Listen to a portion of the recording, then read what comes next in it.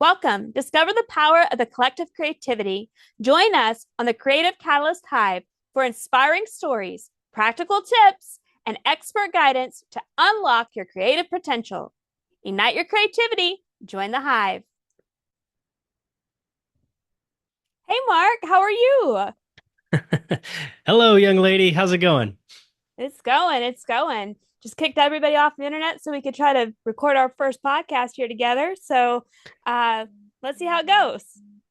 Do you think every spouse or couple that does podcasting together has to kick their family off their internet so they can podcast from the same house? Probably, but that's okay. Hey, listen, I brought you in tonight to kind of ask you a few questions about thinking creatively. But before we do that, in case nobody knows who you are, can you tell our listeners who you are?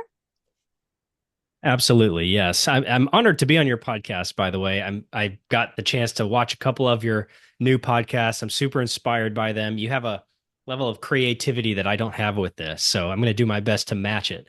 But for me, just to get to know me, it's probably useful to look through the lens of the things that I believe are important.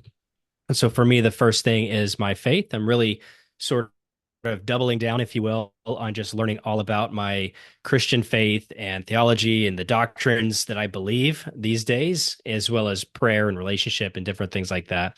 To me, it's really, really important to me to understand why I believe what I believe. And so I've been really working hard on that.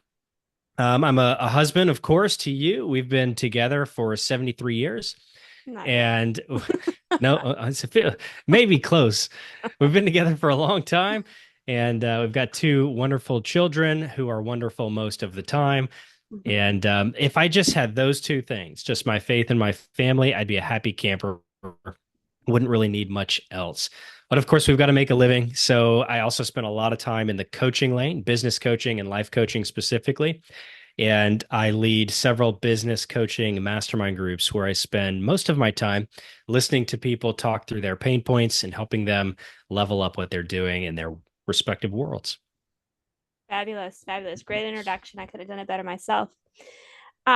Listen, my first question to you is what is your favorite creative outlet? I know you like to serve people in the coaching lane, but what are some other things you do in your spare time? That seemed hesitant when you said spare time because you more than anybody else know that there's not a lot of spare time unless I purposefully and sometimes rebelliously take it back. Mm-hmm. But I'm not really the kind of person that has favorites, and we've talked about this a lot over the course of our relationship. What's your favorite movie, your favorite book, your favorite thing to do? That's just not really how I operate. And I used to think there was something wrong with me because of that, but now I understand I'm more a guy who just chases where the energy is. And for me, what that means is sometimes I feel really, really creative in the music lane. And maybe I want to play guitar for a few days. And, every spare moment I have, I just practice guitar and get better at that. Sometimes it means that I might want to creatively treat my body like a canvas and that I get really focused on exercise and nutrition and kind of doubling down on my routines and things like that. Sometimes it means that I just want to spend time with my loved ones and turn myself off to the rest of the world. And then there are times I want to turn myself off to everybody, including my loved ones, and go on a solo trip or something like that. And thank you, by the way, for the support on that when that happens. Mm-hmm. But yeah, I think for me, expressing myself creatively means being very self aware of what I need in different seasons. That's been a very helpful thing for me. Yeah, absolutely. And how did you come across a few passions you named? One of them being playing guitar in the music world, another one being working out. And of course, I know you didn't mention it, but you do enjoy video games from time to time. So, where did all those passions come from? Well, I think they're all a pursuit of the same thing, which is a need to achieve.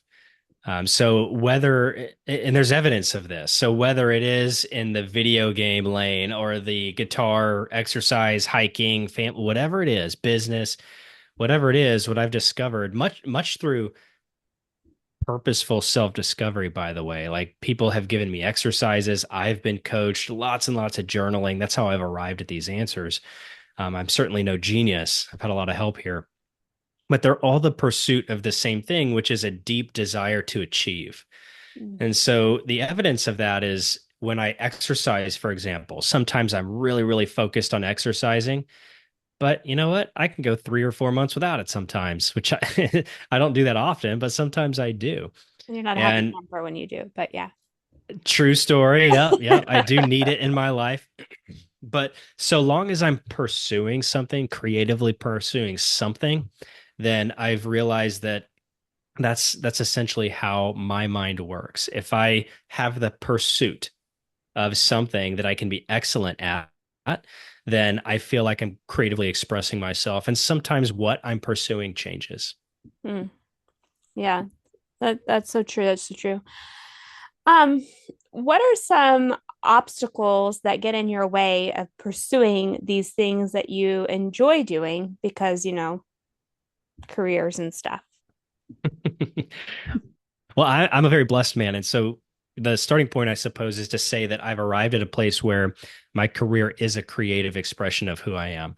Mm. And and I feel very what's the word? Spoiled. I feel very spoiled because of that. I mean, there are certainly long, hard days where I spend a lot of time working, but I very seldomly feel like I'm doing something that I don't want to be doing. That's taken a lot of work to get there. And it takes a lot of work to stay there too. That's for sure. I Mhm. definitely think that there's something to be said for clarity. One of the things I've learned again the lens of a lot of other smart people pouring into me is that we have to be clear about what we want on purpose. Mm. And it's not something that happens on accident. So, for example, if we're trying to understand how to creatively express ourselves in whatever way, we have to purposefully do that. It doesn't just happen on accident. Mm. That's so true. That's so true. I know for me, for the last year and a half, when I left a career that I loved in education, after for so long of pursuing it, right? Like I knew what I wanted in as a child to become a teacher, and I did all the things to become a teacher, right? That whole journey was part of that process, and I went beyond the teacher, outside the classroom, and to leave that, I went through the stages of grief myself. However, um, in the last year and a half, I've been able to stay home with you. And it's taken me this long to really kind of say, okay, like I'm still a teacher, I'm still a coach, that's still who I am. I mean, I've always known that, but how do I utilize that in some other capacity? And so, hence, here comes the Creative Catalyst Hive, right? And so, just getting back out there, and I've had so much fun over the last few days, just talking with people about their interests, such as yours with the guitar, the working out, the helping people, the coaching. And it's been great because I feel like I got to put my coaching hat back on a little bit also. So, with that being said, tell me, what is it exactly that allows you to bring impact into the world when you're playing your guitar for fun or when you're working out on your own body? Like, how does that give impact back to the world, to your life? Yeah, I appreciate that question. By the way, this whole podcast experience that you've been going through the last few days has been awesome.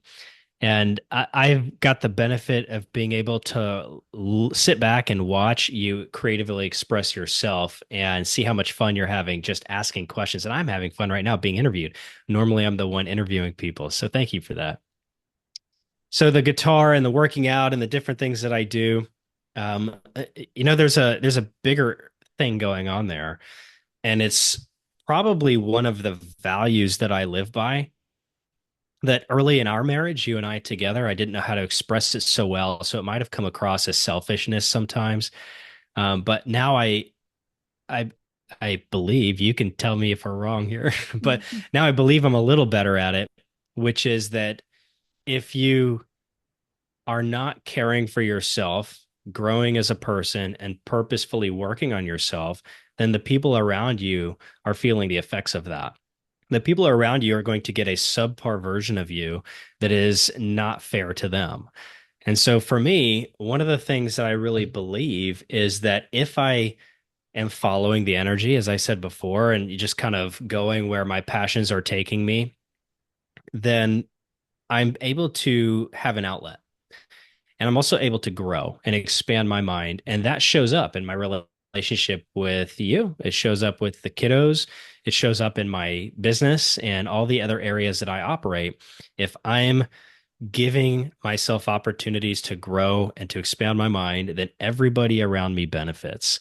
Mm. And that's not just me as in Mark Hummel. That's like generally speaking, everybody, right? If you're focusing on allowing yourself to creatively express yourself in a healthy way, then everybody around you benefits. And that's the centerpiece for why I like to play guitar, why I like to work out, why I like to read books and put all the work into personal growth that I've learned to do over time is because there's an almost altruistic motivation behind it, Mm. which is that I want to give of the best of myself, not give what's left of myself. Mm.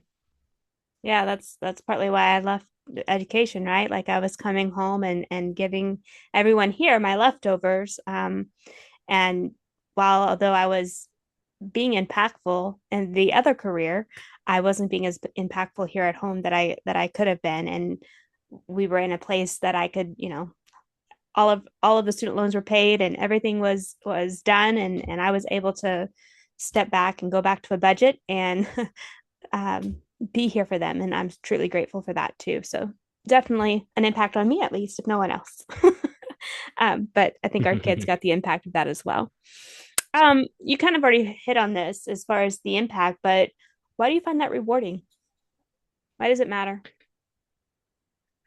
Oh, wow. That's a big question. So I would say that, and this might sound a little warm and fuzzy, and I'm not actually that warm or fuzzy of a guy, but hang with me on this for a second. So the language I've learned to use to answer that question of why is it important is because because in the faith lane, everything that I've learned as far as how to conduct myself in the world, how to communicate with other people, how to respond to hard situations, everything, including how to relate to other people and yourself, is all wrapped up in one word, and that's love.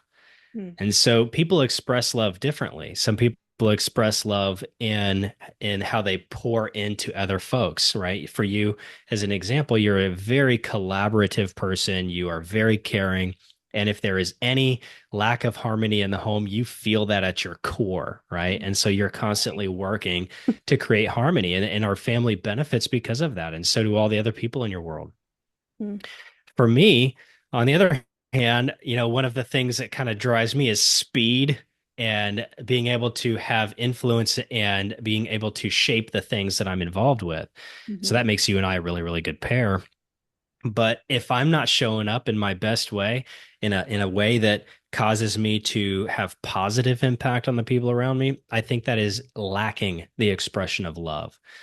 And so everything is summed up in that one word, just as the Bible says, right? All of the law and all of the prophets and everything in there is summed up in love your neighbor as yourself. It's all summed up in one word. And I think that everything else comes from that. Yeah, I would agree with that, and definitely anybody benefits. It's always a reward when love is what's received on the other end or what's given. So, we appreciate that, by the way. How do you utilize creativity in your daily life or in your work or just outside of playing guitar, video games, and working out? Yeah, that's a good question. And so it probably is important to know that I used to not think of myself as a very creative person because Mhm. as they train you to think in coaching, right? When we use language, we have to make sure we're all using the same definition of that language. So when you say creative, that's one thing.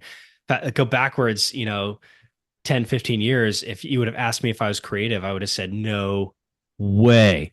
And the reason I would have said that is because I thought of myself as a very logical, operations oriented person, which was in alignment with the career that I had. Mhm. So I would have said, no, I'm not creative. I don't paint. I don't do arts and crafts. I don't, do all of that sort of stuff. And so I legitimately thought I was not creative. But it was a huge wake up call for me when I got into leadership and especially when I got into coaching and leading businesses, in that high level leaders are creative.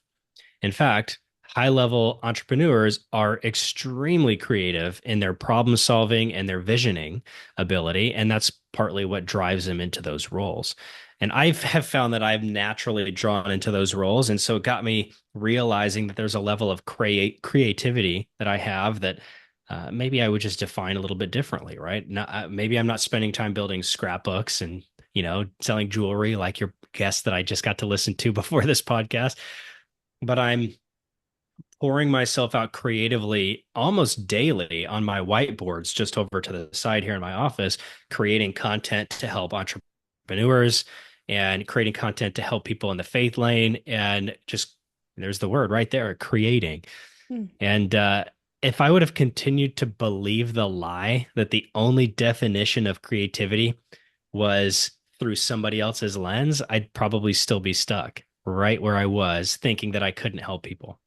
It's so interesting because I too never would have considered myself creative till probably the last few years, even though after lots of encouragement by you when our first early years of marriage, about, I don't know, what, 19 years ago, you used to tell me all the 73 time, years ago. you used to tell me, you need a hobby, you need a hobby. And I finally found one, which was the scrapbooking lane. And that took my time of not pestering you, I guess, while you were trying to play video games. But I still did not feel very creative. I just was having fun, cutting and gluing and pasting and preserving memories and memory keeping. However, as I also climbed the career ladder and became a leader in the educational world, I also began to really believe and understand that no, just by simply getting a group of people to have a common vision and work together towards a common goal and do it cohesively, like it takes creativity to do those things. Whether that's the children in the classroom or the group of adults in the professional learning community that we're creating. So I definitely used to also agree with you that and believe that I was not creative either. So I find that very interesting. Isn't if I could just add something to that, isn't it profound to think about how many people are right now are being held back because they believe the lie that they're not creative? I can tell you in business, in case you have any business minded folks listening, there are a lot of leaders out there who are being held back because they don't believe they have the creative muscle to power through a business problem. Hmm. In fact, one specific person comes to mind. I can picture her literally saying, I did not believe I could get through this problem until I realized how creative I could be. And that is probably the universal human experience when it comes to creativity, is most people probably believe some definition of creativity that is not their own. And because of that, it's holding them back.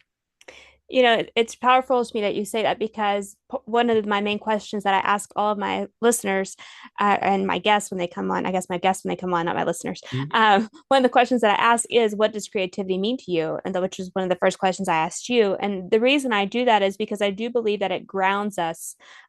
While, yes, like you were saying earlier, we all need to have the same definition so we can speak the same language. The reality is our interpretations of it are different and they show up differently for each individual. And until you make it your own, we believe that lie of we're not creative. So, and usually that stems from some sort of trauma somewhere where someone has told them such and they believe it, right? And they don't Mm-hmm. push through. You and I talked several times about people not breaking through the ceiling that they put on themselves, which would be that is like they believe they're not creative, so they don't even try. Which you would see with students in the classroom, right? Like they could do it, they could pass the test, but they didn't pass in third grade or fourth grade or fifth grade or sixth grade or seventh grade. So by the time they got to me, seventh and eighth grade, they didn't even try because they had believed they couldn't, although they really could if they would have just done it. So anyway, it's another side educational thought because that's where my mind goes. um, okay, so my next question to you would be is we kind of talked about how you do music, and we talked about how you work out and play video games and coach people. But if you were going to leave some sort of task for our listeners to do this week so that they could develop their creative muscle, as you called it a second ago, I love that. What would you ask them to do or tell them to do? Suggest? What would you advise? Yeah. So the way I hear that question is, how can you help people uncover their creative vision? And so I'll take this down into an exercise that we do in business coaching quite often. And that is, it's called the five whys. I didn't come with it. I didn't come up with this. This is I think it's a Simon Sinek thing. I don't know. But it's been floating around for a while, and I think it's a really good exercise for creating a vision for yourself and getting really clear with your why. So if you're going to really try to uncover something for yourself, it's going to go like this. Get yourself a journal, about a 5 to 7 uh sized page, or a small journal, in other words, so that you can write 1 page a day. Okay. So pause this video and go get, just kidding. And make sure you have a journal. And so you're so you're gonna get that journal and you're gonna answer a question. You're gonna answer the same question for something like 3 to 5 days, or until the answer to the question stops changing. Mm-hmm. Okay. So going to be, what do you want? What do I want? That's the question. And so you can think through the lens of, what do I want in guitar, in my case? Well, I want to get better at scales. And so I will do this and this and this and this. Or maybe I want to get better at lifting weights, or I want to get better at, insert whatever creative thing you do to express yourself. Answer that question. What do I want? And then you're going to go 5 layers deep. And the question for all 5 layers is the same. Why is that important to me? So it would go like this. Mark, what do you want?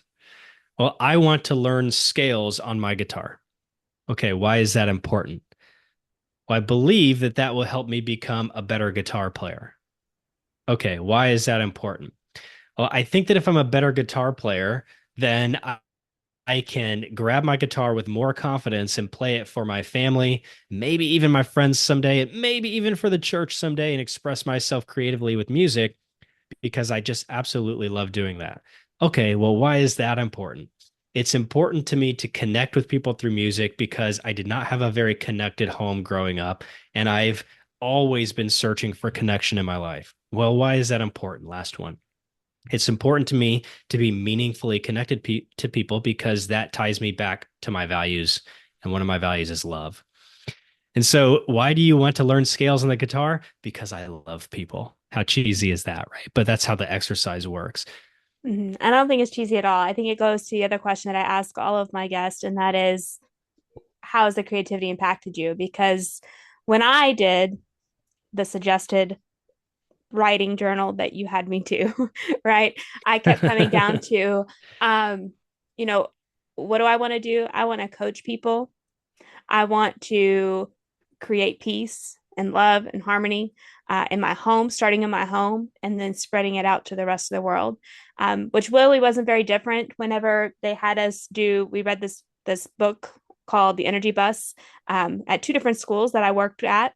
Actually, I think your team has read it also recently. Off your Actually, suggestion. Yeah. yeah, but we both schools, the art teacher came in and we did kind of like a painting with a twist minus the alcohol at the schools. But the first one that I did, and on the bus, you had to paint your value and your vision for yourself as an educator. And quite frankly, what was on that side of that school bus wasn't much different than what I came down to after a year and a half of leaving. Um, and that is creating impact, creating connection, and loving people. Every person I come in contact with, doesn't matter who they are, doesn't matter the age, the title, the janitor, the superintendent. It didn't matter to me.